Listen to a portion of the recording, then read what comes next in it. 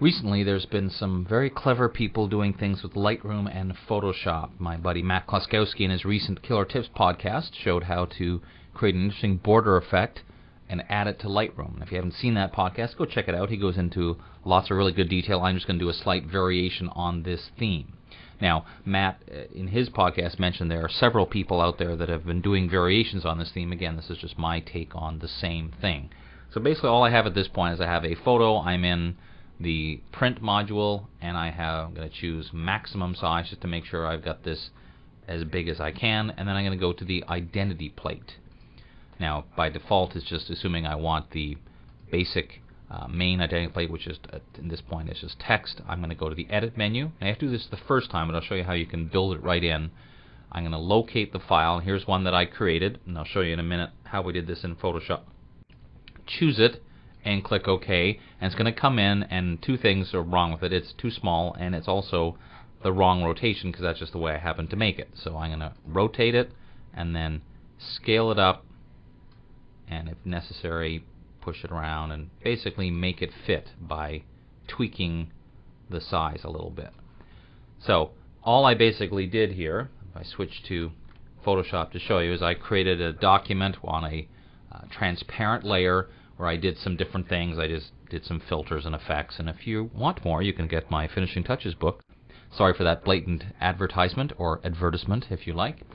But basically you just create something, and here's what I've done. You can actually bring a PSD file into Lightroom, but what I prefer to do in this case is I'm just going to save this document as a PSD with multiple layers, and then save as a PNG with transparency. That way I can tweak my different settings, but I can always bring it in and go back and forth. Now you could just use a PSD. I just find this one works very nicely.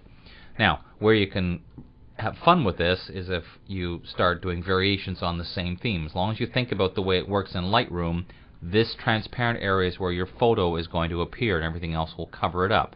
So like in this case, I made a big white border, cut a hole in the middle so I can see through, and then added a couple of strokes and some text. And by, again, saving this as a multi-layered PSD, I can always go back and change it, but then I saved this as a PNG. So if we go back to Lightroom now, go to my next photo, you notice that it by default assumes I want the same identity plate and that it's also the same orientation, but this photo actually belongs this way. Now the cool part about identity plates is smart enough that if you change the page setup, it assumes you also want to change the orientation. But we're going to go get our other one. I'm going to go to the edit menu again, locate the file. Here's the one that we created.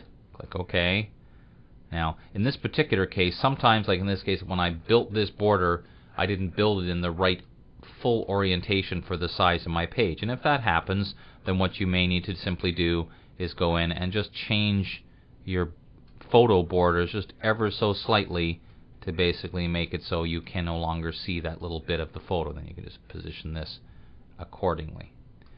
Now once you have some of these identity plate / borders that you like, you can go here to back to the identity plate pop-up to edit and save as. So this is what I've done here. As you can see, I actually have 3 different options in here that I've already saved. And the name's getting cut off, but that's not important. You can just basically see there are several of them. So this way what you can do is create several different options that are just literally built right in, and then you just have to choose them from a list. So this way you could have tall and wide, bigger borders, smaller borders, all different variations, so you can easily add this and then print it. So thanks to all those people out there that are coming up with creative uses for Photoshop and Lightroom together.